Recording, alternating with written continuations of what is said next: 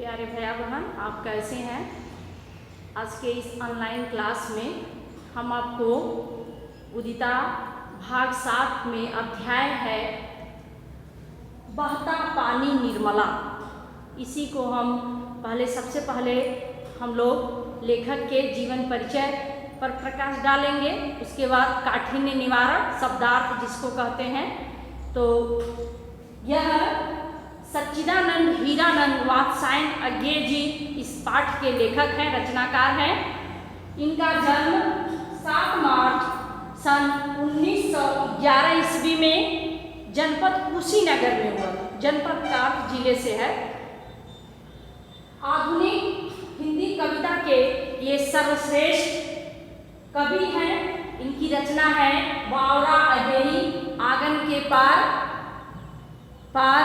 समुद्र, मुद्रा, शेखर एक जीवनी। गद्य और पद्य में भी इन्होंने बहुत सारी रचनाएं की हैं और नई कविता के या कहा जाए तार सप्तक के अग्रदूत माने जाते हैं। तो अभी आप अपनी आगामी बड़ी कक्षाओं में जाएंगे तो आपको पता चलेगा कि तार सप्तक क्या है। 7 कवियों का समूह है जो 1943 में प्रथम तार सप्तक का संपादन हुआ था। उसके अग्रदूत हैं, नेता जिसको कहा जाता अगुआ। फिर दीप, अरे ये और याद रहेगा, इनकी रचना है। लेखक की मृत्यु 4 अप्रैल सन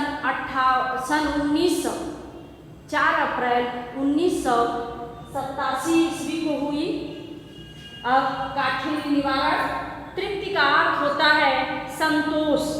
किसी कार्य के या हमारी आवश्यकता की पूर्ति हो जाने पर जो हमें आत्म संतुष्टि मिलती है उसी को हम तृप्ति कहते हैं।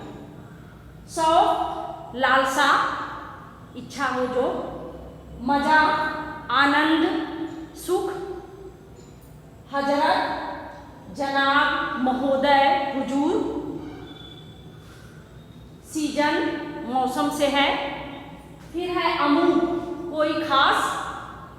ढिबरी, गाड़ी में कसे जाने वाला एक हुक टाइप का है जिसमें छल्ले से गाड़ी की पेच को कसा जाता है। टीला, ऊंचा स्थान। फिर प्रवासी, परदेश। यह कुछ काठिन्य निवारण है।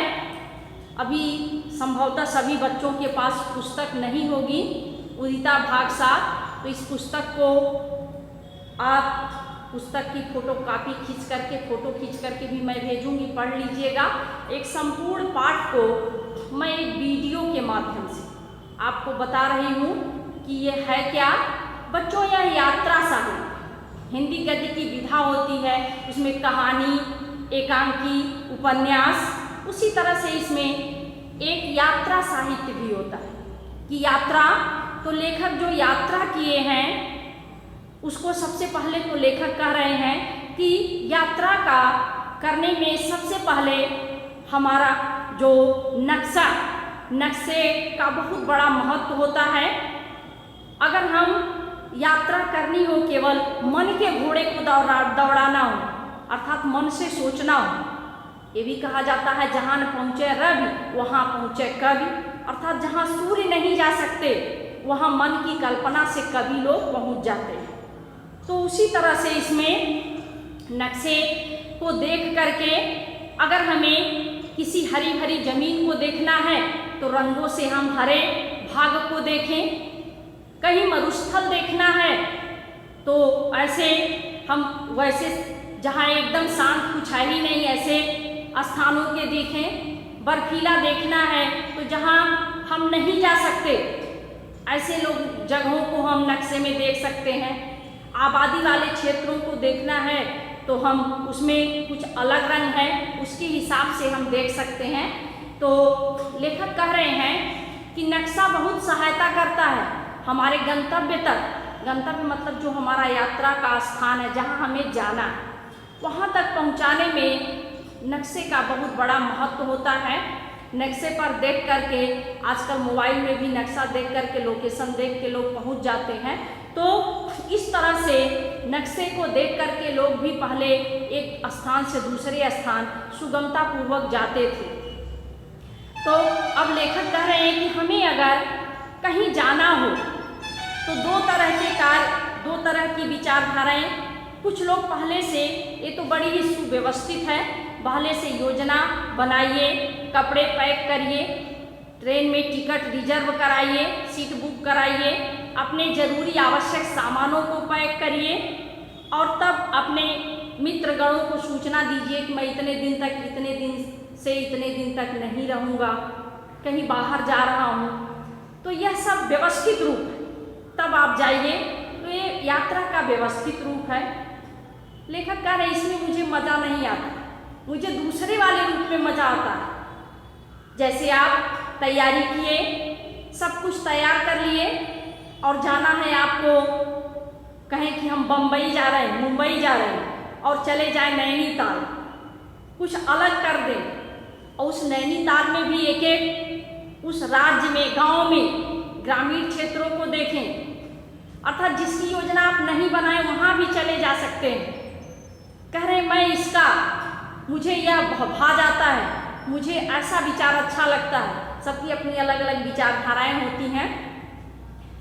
तो कह रहे लेखक हम कुछ गर्म कपड़े सब सामान रख करके, मन से तो हमें बहुत कल्पना है, मन यह संसार बहुत बड़ा है और कहा जाता है कि व्यक्ति विद्वान वह जन्म से कुछ न कुछ बुद्धिमान तो पैदा होता है, जैसे उसकी आयु के अनुसार उसकी बुद्धि बढ़ती है, लेकिन वह अगर घूमता है तो वह विद्वान हो जाता है। यह कहा भी गया है, सैर कर गाफिर दुनिया की जिंदगानी, और जिंदगानी गर रही तो नौजवानी फिर कहा। तो दुनिया की, देश दुनिया का भ्रमण करना जो है वह विद्वान बना देता है।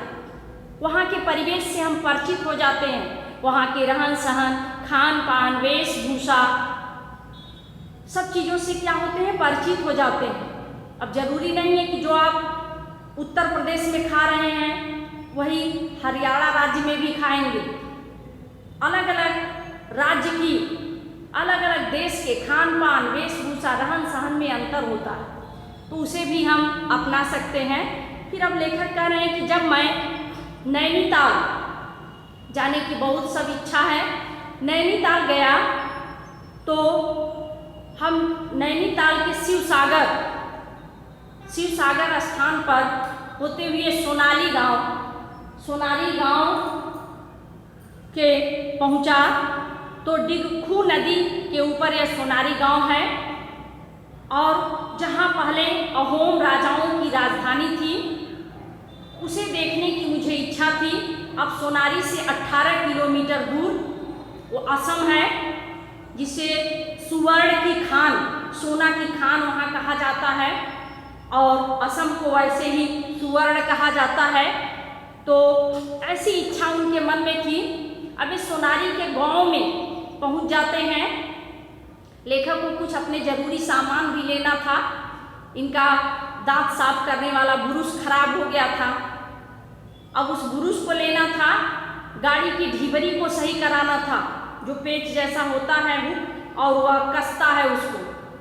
अब उसे कराने के लिए लेखक सोचे कि सोनारी के आगे उस गांव में, मार्केट में हम डिब्रूगढ़ पहुंच जाएं और वहां जा कर के हम इसे सही करा लेंगे। अब जाते समय तो पानी कम था डिगखू नदी का, लेकिन बाद में इतना बहाव हो गया कि सड़क के ऊपर पानी चलने लगा, और सड़क के ऊपर जब पानी चलने लगा तो लेखक बड़े इत्मीनान से धीरे धीरे उसी सड़क पर, पानी से भरी हुई सड़क पर गाड़ी लेके चल रहे हैं। बार बार मन में विचार कर रहे हैं कि आगे चल रहा हूँ, पता नहीं सड़क है भी कि नहीं, कहीं दलदल तो नहीं है, कहीं मैं फंस न जाऊँ, ऐसी कल्पना बार बार विचार मन में हो रहा है। और यह आगे बढ़ते चले जा रहे हैं। अब यह भी मन में ठान लिए थे, जिद कर लिए थे कि हम शिवसागर लौट कर ही रहूँगा। शिवसागर से यात्रा शुरू किए थे, तो शिवसागर मैं लौट कर ही रहूँगा। अब यहाँ इन्हें काफ़ी विलम्ब हुआ, और हुआ क्यों ऐसा? क्योंकि इनको बुरुश, दांत साफ करने वाला बुरुश और वही गाड़ी की झिबरी, जैसे कहा जाता है कि एक कहावत है कि एक कील के द्वारा राजा का राज्य छीन जाता। कील मतलब वह एक नकेल होती है जो घोड़े के नाल बना करके उसको पहनाई जाती है, तो जिससे घोड़े को हम अपने अंकुश में रखते हैं। अब राजा का रथ भी वहाँ खराब हो जाता है, अब वह राज्य चला जाता है, लड़ाई होती है, राज्य छिन जाता है, तो कारण एक कील हुई। उसी तरह से यहाँ लेखक को बाढ़ में फंसने का, जो पानी के बाढ़ में फंस जाते हैं, नदी की बहाव इतना तेज है, तो कह रहे हैं कि अपनी मूर्खता पर मुझे हंसी आती है कि जैसे एक बुरुश लेने के, पहले का बुरुश मेरा घिस गया था, उसी बुरुश लेने के चक्कर में मैं इतनी कठिन परिस्थितियों में, विषम परिस्थितियों में फंस गया। अब मैं कब पहुंचूंगा वहाँ, तमाम मन में कल्पना होती है। फिर यह शाम को बहुत विलंब से वहाँ पहुँचते हैं। अतिथियों का लोग हमारे भारत देश में पहले से भी अतिथि को अतिथि देवो भव, अतिथि को देवता माना जाता है। एक सज्जन के यहाँ आया, जा कर के ये सोचते हैं कि अगर मैं सोनारी में लेने के चक्कर में नहीं पड़ा होता तो आज इतनी समस्या नहीं होती। तो एक सज्जन के यहाँ भोजन करते हैं, रात्रि विश्राम करते हैं, फिर अगले दिन सुबह ही उठ करके डिब्रूगढ़ जा करके अपने दांत साफ करने वाला बुरुश और गाड़ी की झिबरी भी सही कराते हैं। तो यह जो है यात्रा का बहुत बड़ा महत्व होता है। जीवन में हम यात्रा से कभी तृप्त नहीं हो सकते, कभी संतुष्टि नहीं हो सकती। एक जगह से हम दूसरे जगह जाएंगे, फिर इससे इच्छाएं बच्चों अनंत होती हैं। इच्छाओं की जैसे संतुष्टि नहीं होती है, वह नई नई कल्पनाएं होती रहती हैं। उसी तरह से यात्रा से भी यह भारत या संपूर्ण संसार बहुत विशाल है और यह संभव नहीं। हाँ, अगर हम मन रूपी घोड़े से दौड़े, मन से कल्पना करें, तो इसमें कुछ पैसा भी नहीं लगेगा और कोई संसाधन भी नहीं लगेगा, कोई हमें रोके टोकेगा भी नहीं। हम चाहें तो खूब कल्पना करके लंबी लंबी सैर करके और बिना थके हम वापस भी आ सकते हैं। कोई मार्ग व्यय भी नहीं लगेगा, रास्ते में कुछ खाने का भी कोई व्यय नहीं, निःशुल्क हम भ्रमण करके, लेकिन किस गति से? मन की गति से। मन की गति से अगर हम जाएंगे तो उसका भी जिक्र लेखक ने किया है कि मन की गति से अगर हम जाते हैं तो वह निःशुल्क जाएंगे। ऐसे घोड़े दौड़ा सकते हैं, मन के घोड़े को, उसका कोई मार्ग व्यय सब नहीं लगेगा। तो यह संपूर्ण पाठ एक यात्रा साहित्य है। इस यात्रा साहित्य में कि हमारे कितनी सुंदर सुंदर, हमारे भारत देश में ही इतने सुंदर मनोहारी स्थान हैं जो हमसे बहुत दूर नहीं हैं, लेकिन हम कभी कभी भाग्यवश देख पाते हैं। अगर हम घूम लेते हैं, देख लेते हैं, तो वह हमारे लिए बहुत ही श्रेयस्कर है, अच्छा है। और उन स्थानों का, धार्मिक स्थलों का दर्शन अवश्य करना चाहिए। जीवन में भ्रमण करना बहुत ही, समझिए कि आप अगर भ्रमण कर रहे हैं तो उससे आप, ये जरूरी नहीं है कि हम पुस्तकीय ज्ञान ही लेकर रहें, उससे आप स्वयं विद्वान बन रहे हैं।